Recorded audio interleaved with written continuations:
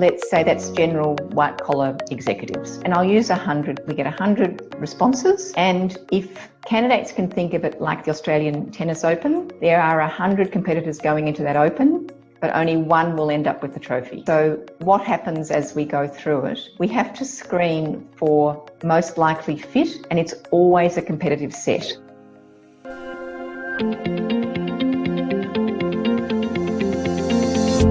Hi, I'm Renata Bernarde, and this is the Job Hunting Podcast, where I interview experts and professionals and discuss issues that are important for job hunters and those who are working to advance their careers. So make sure that you subscribe and follow, and let's dive right in.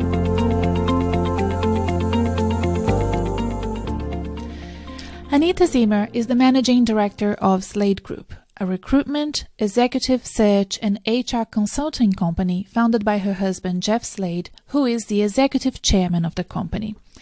In addition to having the top operational role in the company, Anita is a member of its advisory board and participates actively in every single part of the business. And since I first met her many years ago, she has always found the time to be a non-executive director in a nonprofit organization.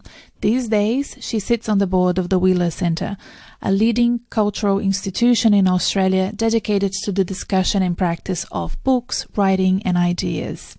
In a career spanning roles working in government, not-for-profit, public company, and SME sectors, Anita has a broad view of the landscape of Australians at work. So I knew that this interview with her would be so rich, but I did not expect it to be as great as it was.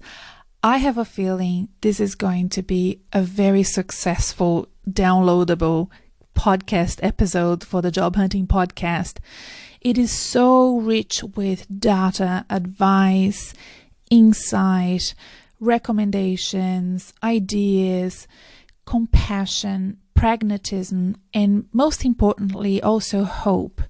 And I think that it will be very beneficial for everyone who is currently looking for work, as well as those of us who are interested in career development, advancement, and progression, and want to keep a finger on the pulse on what's going on so that we can make better plans for our future. So even if you're not currently unemployed and looking for work, I would strongly recommend that you spend this next hour listening to Anita's wise words and so many good tips that I had trouble writing my notes, because I usually try to make some summary of what the best bits were to help with my blog and to help with the promotion.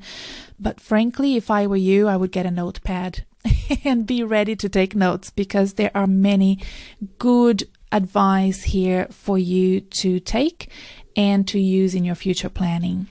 Before we get on with the interview, just a quick message to let you know that you can now book a LinkedIn audit with me.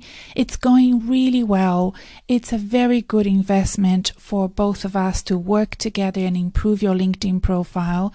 If you haven't listened to last week's podcast, number 34, I strongly encourage you to do so, because LinkedIn is a very important part of job hunting and career development in 2020.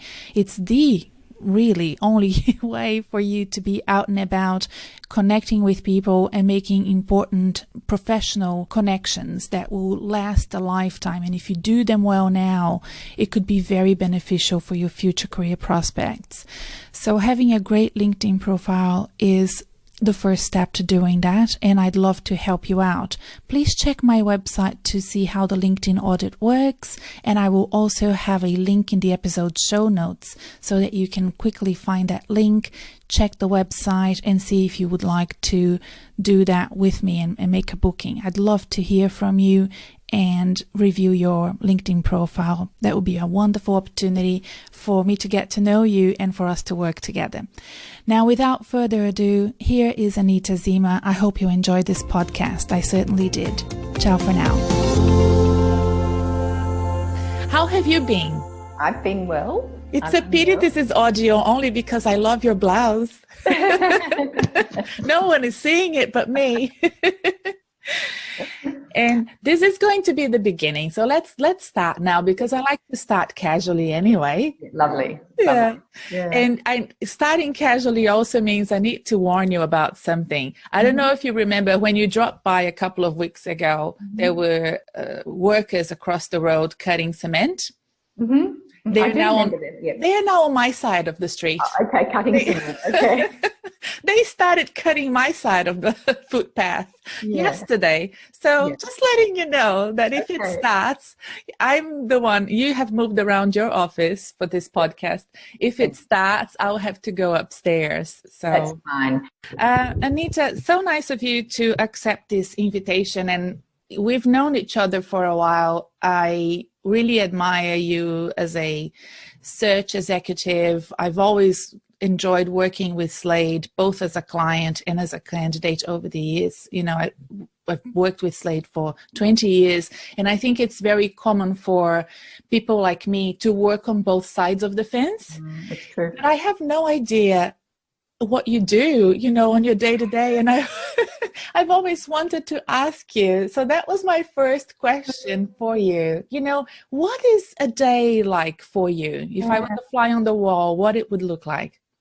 Like many people, every day is different. I can't tell you that any day is the same, but I'm a great one for lists.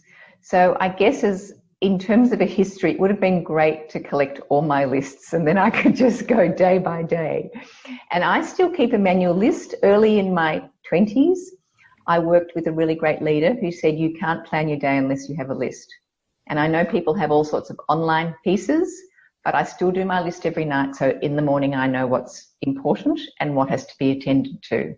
Okay. And it's one of those things that guided me through, because at any one time, I can have 10 to 20 pressing assignments, and they are sometimes full-blown or in early stages or in business development or candidate related. And unless I have a focus, I can't keep all the balls in the air.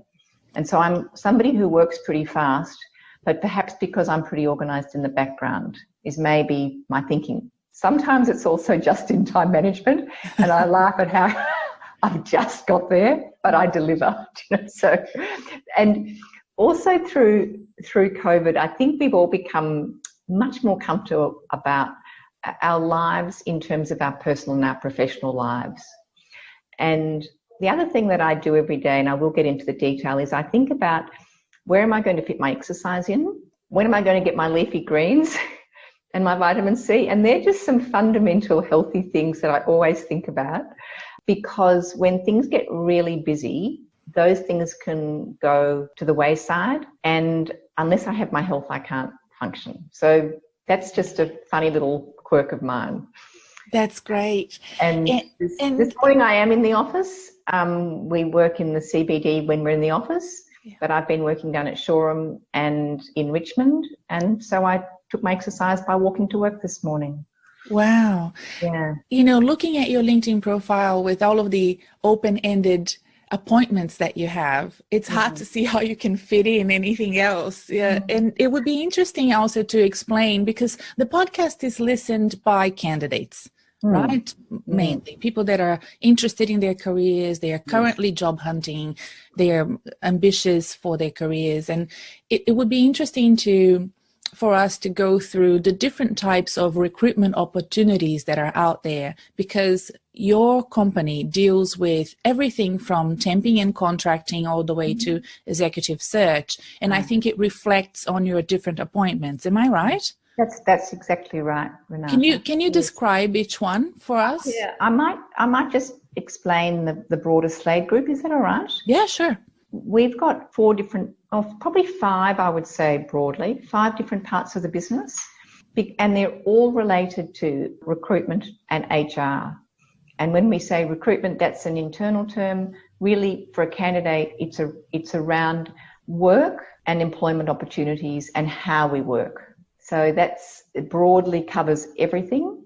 And if I start at the contracting and temporary side of it, that is casual. We have some extraordinary contracts in areas that people wouldn't necessarily be aware of. For example, and I don't know if this is too much detail, but when we go to the airport and there might be perhaps a sniffer dog smelling our luggage if we've got an apple, if we're going to Tasmania or something, when we could. Those dogs are bred by Australian Border Force, and they have a whole Border Force dog breeding program. And we have a contract to provide the casual, I guess they're the animal carers. Breeding dogs. So it's an I have a candidate for that. Okay, great. So some extraordinary niche contracts like that. Yes. As well as some casual relief teachers and sessional teachers, and then obviously all the natural white collar, temporary executive interim staff that we're more familiar with in our professional lives. See, I never knew that about Slade, because I've only applied for senior exec roles. No, and they're obscure contracts which suit a particular niche of both candidate and client. Yeah. And because we have the quality processes that allow us to serve that and manage the candidates and the payrolling and the duty of care that comes with that, we can do that. And then we have, whether it's support staff or marketing managers or interim CFOs, all those contract interim appointments that we do, that comes under what we call the interchange bench. So it's on and off as and when required. And we think at the moment that's probably going to be a growth area, because as organisations come back at some point, it's going to be quite tentative and it's toe in the water. Let me take a small risk without an ongoing commitment. And that will be a relief for candidates, because I don't think anybody would knock back a 6-week or 6-month contract if there's the opportunity to work and with an opportunity to perhaps do more. Yes, I wanted you to address all of that, because the situation that we're in, if we're unemployed during 2020 lockdown and we have the opportunity to reconsider our career paths and what we want to do in the future, we can dream, we can change careers, we can start over, we can breed dogs for the for the security, if that's what we want to do. We really have this opportunity of a lifetime with sectors disappearing to really rethink what's important to us and what we want to achieve for the rest of our lives. Yes, that's absolutely right. And I think the longer this goes on, the more we might have to do our shift in thinking. And I think it'd be lovely to talk about that a bit more, Renata. Yeah, sure. Just finishing off with the Slade Group piece, our general executive selection area, which is white-collar professional staff across a myriad of different professions and sectors. And that's probably what we're known for. The TransSearch business is a global executive search partnership that's made up of around about 60 boutique executive search firms globally. And they use a product called Orchestra, which is about fit. And that's international work with very high-level senior appointments. We have a talent mapping business called Yellow Folder, and that's an interesting consulting business. So in terms of we talked about work before, it's information about the workplace, very broadly and very high level. So, for example, you might be a global enterprise and you know that you have a particular role that is very high risk and high value. And if that person were to move on, have a change of heart, get hit by a bus, God forbid, then where is the talent that can quickly fit that role? And there are organisations that are looking at succession planning for these key roles and keeping a watching brief so that they are protecting their business. It's quite an interesting research piece. And the other piece is the HR consulting piece. So we have a partnership with Stillwell, so Slade Stillwell, and that's a team of 4 org psychs that do any piece that an organisation needs, from position description development through to teams, leadership development, learning to have difficult conversations, psychological assessments, you name it, they do it. So we're all about the landscape of work. It's amazing. I had no idea that you still had the org site team work done. I used to do a lot of work with Slade back in the early 2000s with Alison Knight and Gavin Sharp. Remember that? I do remember. Yeah, very well. So they were my partners in crime, developing leadership programs for the MBA at Monash University. Yeah, a long time ago.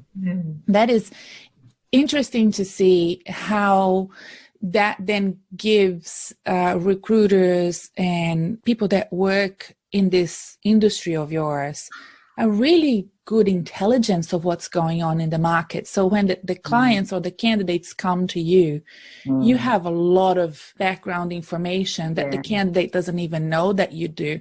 Yeah. And it's really interesting. I have a client who I've been working with for a few weeks now, and now she's got to a point where she's meeting headhunters and recruiters. And she told me something that I don't think she realized.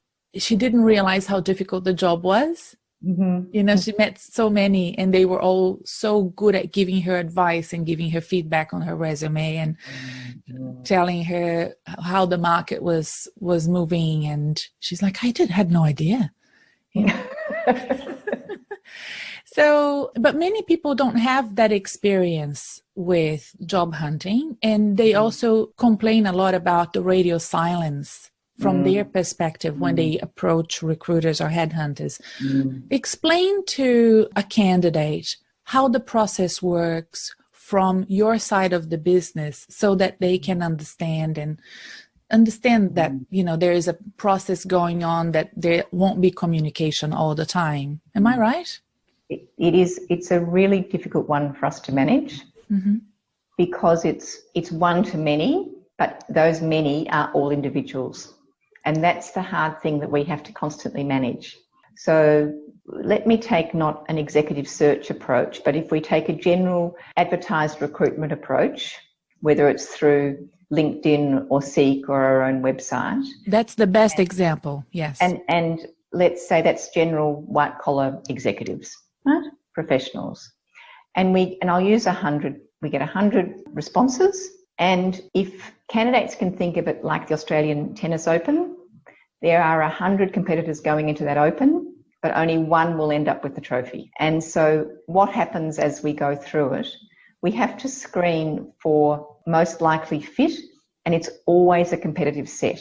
So if you were in a village which was dying for candidates and there were a lot of jobs, then probably people would make you fit into the role available. However, when you've got a role and there are 10 of those 100 who are an easy fit to the brief, then 90 of those people are simply going to get an email and say no thanks. And that's hard, and that feels like rejection, but you mustn't take it personally. Yes. It's just that in this role, there were other people's backgrounds that looked like it would be an easier fit. And so then we're left with the 10 people. And those 10 people can assume that they will get maybe an acceptance of application email and then a phone call. And that's why I said to you, Renata, it's really about making the candidate, when they hear that word, let me call you back, that's a really good sign, okay? Because that's when you think I'm in the mix. Yes. And that's where I've hit the nail on the head in terms of my background and my potential to fit this role. And from those 10, we as consultants have to make sure that we manage expectations, because 1 of 10 is still only 10%. Yes. So you've got a far greater chance of not being successful than you have of being successful. So I sometimes say we're in the art of rejection, and that is really sad. But for every person I say we would like to go to reference check with you because you've been, you're the preferred candidate, I have to have 9 difficult conversations with those people that aren't going to have that happen to them. And so again, that's a really deep sense of rejection, because by the time I have to make that call, we've built up a really good trusted relationship. And I wouldn't have considered you for that role if I didn't think that you could do that role. But I'm not the final arbiter and decision maker. So I can bring you to the table, but the employer decides who they want to take through. Yes. But they're saved the heartache and the grief of building up those relationships and having to say, I'm sorry, no. Does it get to you? Is it hard at days? It is, but I have to learn to compartmentalize. Yes. And I find it particularly hard when I know that a client has really sweated it out between maybe the last 2 or 3, and it could have gone anyway. And it's not an exact science, as we all know. Yes. And so that's somebody's livelihood. That's somebody's, it's the sliding doors moment. What could have been, what couldn't have been. But I can't own it. Otherwise, I'd be curled up in a corner. Yes. Do you think that the recruitment and selection process as it is done today is still the best way of putting a candidate inside a job? I spoke about this yesterday on a webinar with Becky, and I think we've got a much heightened and increasingly heightened awareness of diversity. Okay. So diversity, just some stats, and we're talking about racial diversity here particularly, but let's talk about it across all areas of diversity.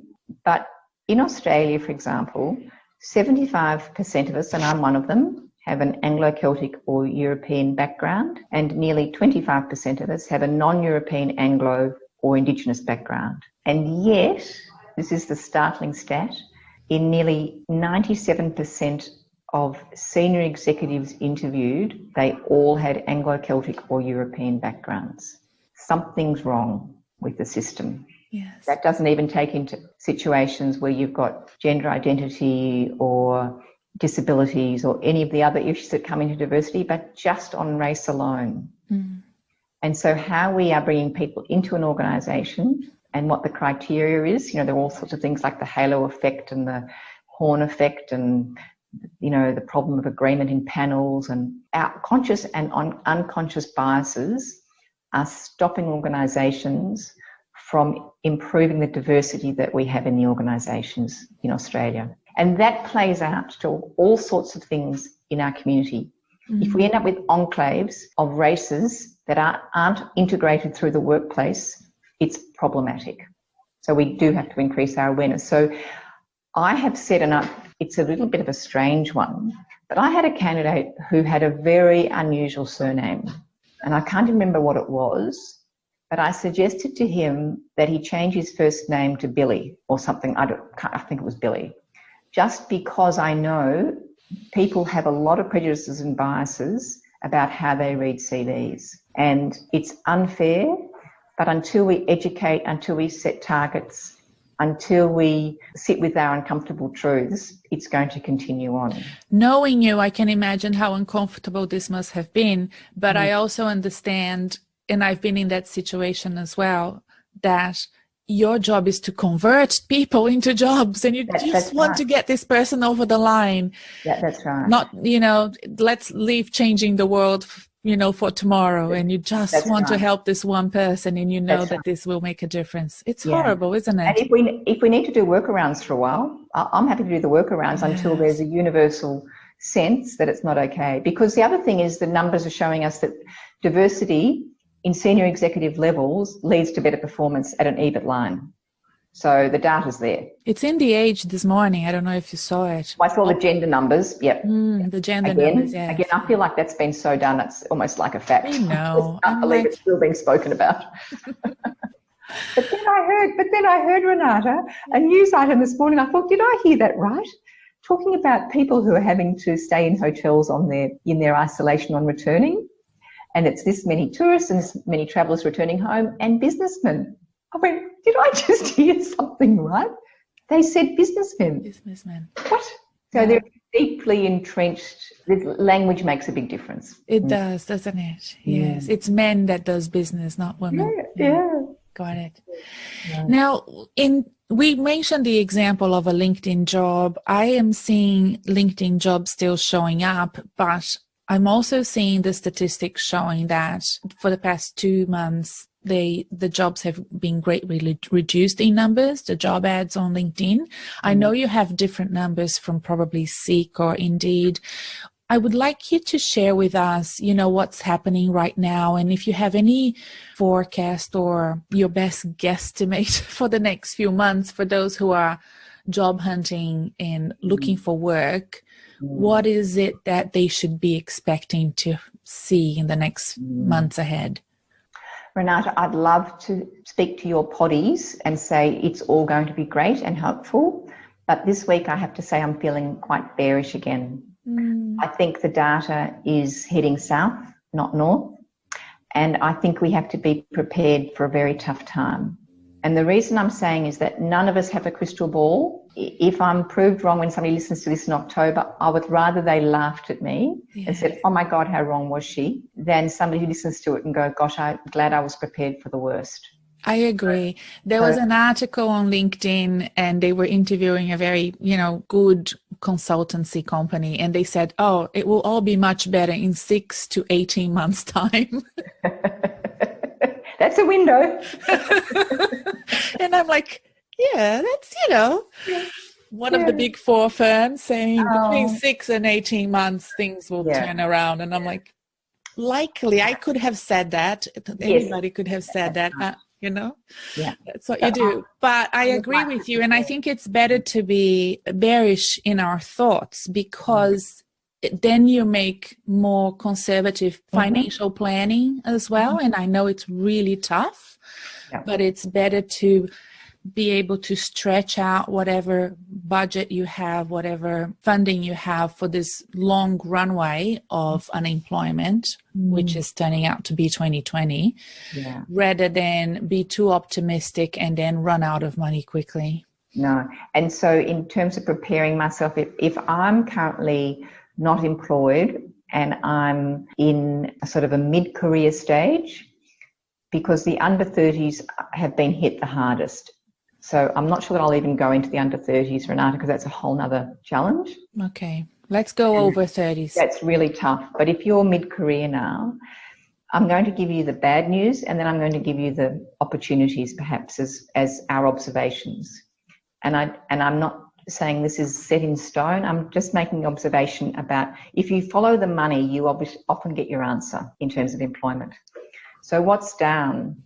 Even if we start with not-for-profits, donations are down, so that they're going to be severely challenged. Higher education. We know in Victoria, and I think Australia-wide, it's not going to be that different. I'll just give you the Victorian numbers. The foreign student market is worth $12 billion to the universities. That's 220,000 students. And that directly impacts about 80,000 jobs. Arts and culture is down. Tourism is down. Hospitality is down. Building and construction, the forecasts that the big building and construction businesses have, this is outside of infrastructure, for commercial and domestic, down. Infrastructure, governments are trying to do what they can do around that. Professional services are going to go down too, because when there are less deals being made and when there's less growth, people stop using professional services firms more because they just don't need them. Sport and leisure, it's challenged and down. Superannuation funds, I'm not quite sure about because of the nature of the withdrawal, so there's a lot more administration, but a lot of funds have had a lot of money taken out of them. So what does that mean? So year on year now, by May, the employment job ads are down 50%. In some areas, they're down 70 and 80%. So that's the tough areas, and I'm sure there are plenty more. Let's just talk about recruitment, our business. It's been hit hard. And I know that there's some early talk now about what are we going to do about JobKeeper, because if everybody moves on to JobSeeker and they halve JobSeeker, I don't know how we can avoid a depression. The numbers don't add up to me.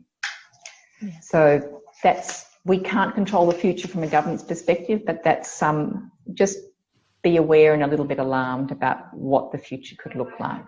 Mm. Conversely, there are some opportunities, and so the areas where I think sectors and professions and work, the trades are still calling out for people. It's interesting, isn't it? Yes. So the plumbers, the hairdressers, the electricians, there's just a lack of people going into those. We couldn't wait to go back to the hairdressers, could we? I know. We couldn't. Look at me with my fringe. I can't live without my hairdresser. I tried cutting my fringe without her. It didn't work. When I got there, my fringe was on an angle. She had to fix it.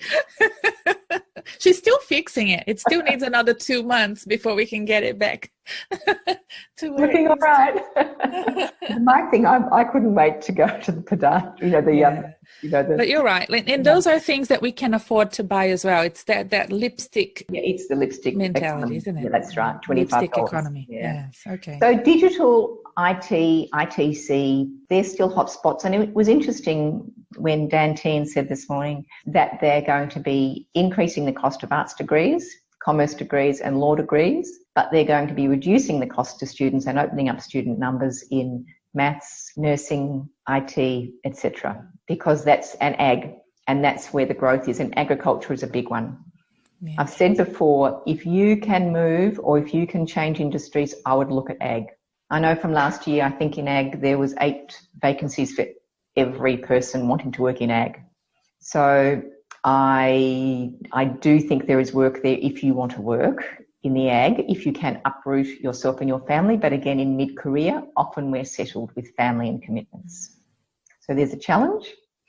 And ag can be tech. Agriculture can be tech. Oh, there's been some fantastic data online about the 50 biggest ag businesses in Australia. There are, and not all of them Australian owned, but they are big employers, and we know, follow the money, we need to eat. Ag all ends up on our plate somewhere. So that's a sector that I think is very interesting, and the tech, as you said, in ag is really interesting. Oh, it's so exciting. One of the most interesting aspects of my last job at Monash University was to boost the ag tech team there and help them make some connections, and a partnership with Bosch to also allow Bosch to flourish post the shutdown of the automotive industry in Australia. Yes. And they needed to have something else to focus on and grab onto. So that partnership with Bosch and Monash is still going and very interesting. And it's all about ag tech. We went to San Francisco. We went to the Silicon Valley to visit a whole bunch with Austrade. We went to a conference. We saw, and with a lot of startups as well. So you don't have to be big. You can be small. So it's really interesting to see the advancement in that area. And some of that goes into the biosciences as well in ag. So it covers a lot of different areas. What does it mean, though, for people who are in these sectors that have shut down completely almost, and they may need to transfer their skills? Do you see this year as a year where people reskill, or are many of the skills transferables? I'll call my view, I think I have a sophisticated view, but I wouldn't say that a lot of employers share that view, because underlying skills and underlying capability and aptitude and motivation means you can transfer across to a whole lot of different areas. Remember, skills are learned. If I'm mapping the seafloor, I'm sure if I sat next to somebody working that machinery for 2 weeks, I probably would pick it up, and then I'd learn. The best candidates have that mentality, don't you find? Yeah, they do. Yeah. But for your candidates, Renata, we have to make sure that the employers see it the same way. And for you in your work with candidates, it's helping the candidates with their narrative and their interpretation for the employer who's buying their services as an employee. So that's where communication skills do come in, and you would be helping them unpack what those core capabilities and attributes are so that they can demonstrate that to an employer. But I also am a great believer in adapting your CV to a role, making it easy. It's true what they say about us as recruiters, I'm afraid to say. We often do spend 10 seconds looking at a CV because we're just looking, we're scanning it for something that we know. It's a little bit like many people who are adept at their particular role or skill or focus. It's if you ask Djokovic how he plays a forehand shot, he cannot break it down. It's intuitive, right? But if we can learn how to break down what our underlying skill set is and capability, we can then adapt our CVs for particular roles, knowing what an organisation is looking for. Is it very hard that resumes are not standard and that people send you the resumes and they're very different from each other? When you're scanning it in 10 seconds? It is. Yep. And I'm sure some candidates miss out because they don't have that formula right. What is the best formula or template that you like to see? Is there a best one, or sometimes you're surprised by something that's completely out of the box and you go, this is interesting. What's the best thing? Sometimes I do, but I couldn't tell you what that is. There must be something about it. Yeah. But I always look for a couple of things. This is what makes it easy for me. Okay. One is name your organisation and your job title And just because you worked in an organization for 5 years doesn't mean that I know about that organization. I know a lot about Bingo. I always say that. Just give me 2 lines. ABC company does XXX with XXX. That's all I need to know. What sector it's in, what it does, etc. Just 2 lines. Give me your role. And then I want to see I want 3 or 4 bullet points under your responsibilities. And then I want 3 or 4 bullet points under your achievements. Because I've become fairly hard-nosed over the years. And this is a terrible way of looking at it, but there's labour and capital. And so when capital is buying labour, it wants to know, and I'll talk about it as a sort of an economic term, it wants to know what is the value that they are buying. So I can't bear it when I see responsibilities and there are 12 bullet points and it goes on for a page and I think, oh my gosh, this person does not have a commercial head. So the responsibilities is what I call the narrative. Talk about, the essence of your PD and your responsibilities, and then the achievements. I'm looking for somebody that understands their value to the organisation. How many people did they lead? What was their budget? What did they achieve in terms of percentage increases, their cost savings, their project deliverables? What was it? So I'm looking for numbers. I'm looking for percentage signs up and down, dollar signs. I want to know that they think commercially. Good. And even if you are in the university sector, you are being funded by the taxpayer and by the student. Follow the money. Who is paying your wage? So what is the value that you are delivering as an employee? So, rewrote this, created this curriculum, managed this research project, delivered X number in grants money. What is it that is your achievement? How do you feel about individuals, especially in the university sector or public sector or large bricks and mortar institution, that internally have always felt that they never had the ownership of the job or the project, even though they did it? That feeling that people have, yes, I know I did all the work, but it wasn't my project. It was a team project. How the candidate really struggles? And I don't know if I've ever asked you this, but sometimes I'll ask somebody who I get a sense is capable and speaks a lot in we. We did this and we did that. And it's a genuinely lovely and collaborative approach, and that's what I'm looking for. But I want to know, what were you responsible for? So the question I ask, which often brings a smile to people's face because they're waiting to own something because they know they've done it, like you've just said, and that is, what do you know would not have happened if not for you? That's a very good way of putting it. That if you were not in that team or there at that point of time, what would not have happened? Because do you know what I mean?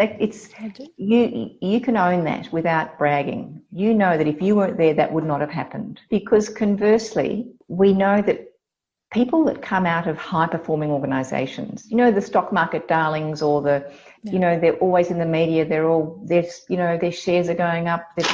Sometimes it's luck and timing that people have been in an organisation at the right time and the right place. Yes. But really, that organisation would have shone whether they were there or not.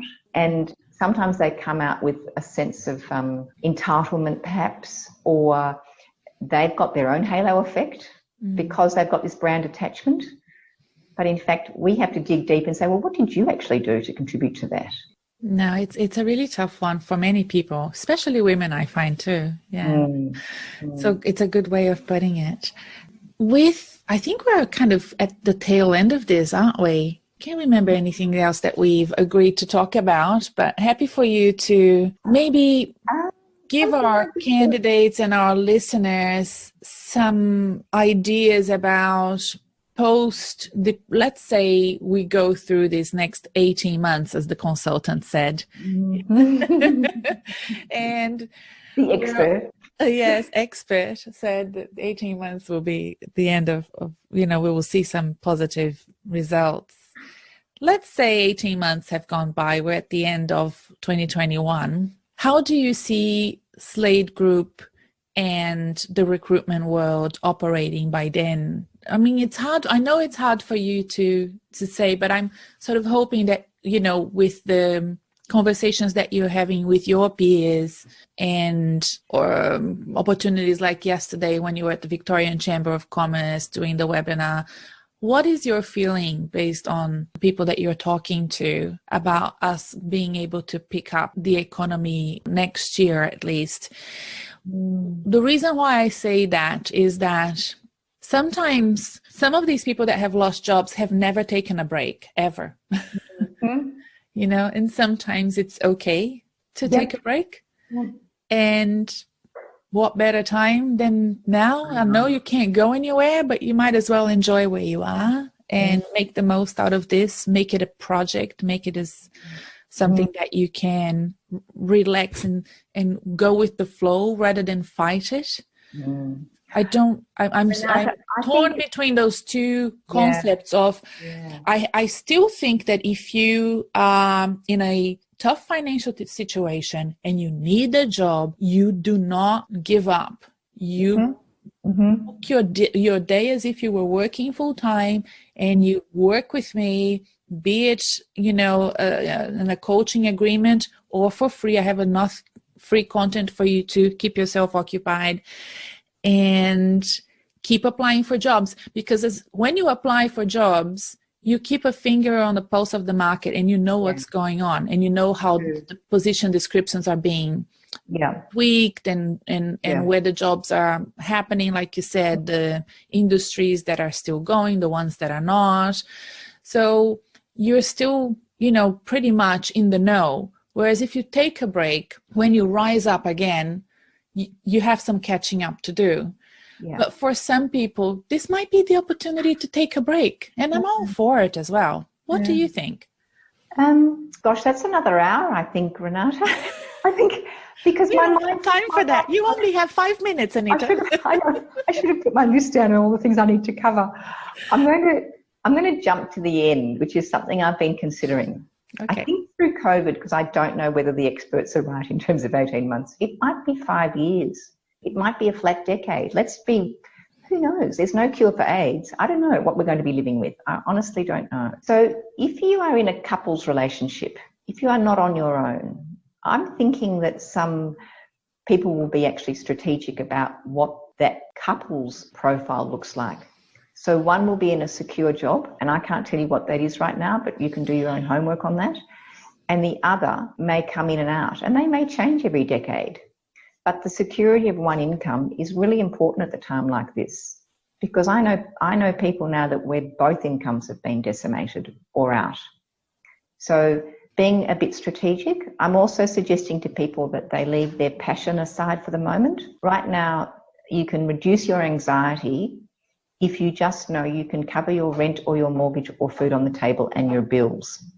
So let's put aside the need to find my passion and what I love to do. Let's look at the fundamental Maslow's housekeeping issues. And then as things change, we can revert back to, you know, having our heart in our job as well as our minds. And we have to find joy in other things right now. So I think that's something that I would like to just say to people. And then I'd like to just talk about that fictional unemployment. I love that word frictional, but I don't know where it comes from, but I've had it explained. Thank you. Economic theory. Okay. And I think for your all the potties out there who are in between roles, right now that's a really hard place to be, because you don't know how long that's going to be. And how often I have heard people go, I would have enjoyed my 3 or 6 months more if I knew that there was going to be this ending. Yes. But worrying about what the future holds takes away the pleasure of this career gap. And because we all dream of having 3 or 6 months off, don't we? We do, all the time. And then we're giving it, not the way that we wanted it. Be careful what you wish for. Yeah, that's right. And it's hard to enjoy it. That's right. So my heart goes out to you if you're in that situation. But if you can talk about it, if you're in a partnership with your other half, and not fret about it, but make a plan for the worst. You know, what's your plan B? Maybe just enjoy your 3 months. And then have a plan B if the employment market doesn't improve, so that you can, you know, pay the rent, keep the mortgage, you know, keep the kids in school, whatever you're having to do, and pay your bills. These are times like we've never had before. So not in our generation. It's not. And just because we think we have a blueprint for our life, that's in our head. Maybe we have to change that blueprint and just say, this is different now, and I'm going to learn something out of this. And I'm going to come out of it as a better person or a stronger person or a more resilient person. But the other thing too is we're speaking from the privilege of being in Australia, whereas, you know, my country, Brazil, it just compounds existing problems. So it's not like, you know, unemployment wasn't high before COVID. It just made it worse. So for many countries where people are listening to the podcast as well, it really does compound existing social issues, economic issues that the country was already experimenting. And the young people in Greece after the GFC, you know, tertiary qualified couples who had to go back to the grandparents' farm on an island and become market gardeners for a couple of years. There was nothing going. But you have to be adaptable and flexible and look after what you can do today. Yes. I think it's everybody. I feel very much for you right now. Well, Anita, thank you so much for your empathy, for all of your advice and your honesty as well about what's going on. And I'm sure that people will appreciate it, because I think there's no point in, you know, making big claims about what's going to happen if we don't know. And most importantly, it's so great to have that insight from a recruiter's perspective of what happens when a candidate goes through the process. I think a lot of people will appreciate listening to this podcast and learning a little bit more about the recruitment and selection process. So thank you so much. And Renata, just to your potties, you are so lucky to have Renata guiding you through this. Absolute talent. So thank you. Lovely. Bye. Bye. Bye. I hope you found this episode useful and that it helps your job hunting and career plans. Don't forget to subscribe and follow me on social media and on your favorite podcast app. And please join the Reset Your Career community so I can send you free tools and resources to make your career advancement more successful. See you next time.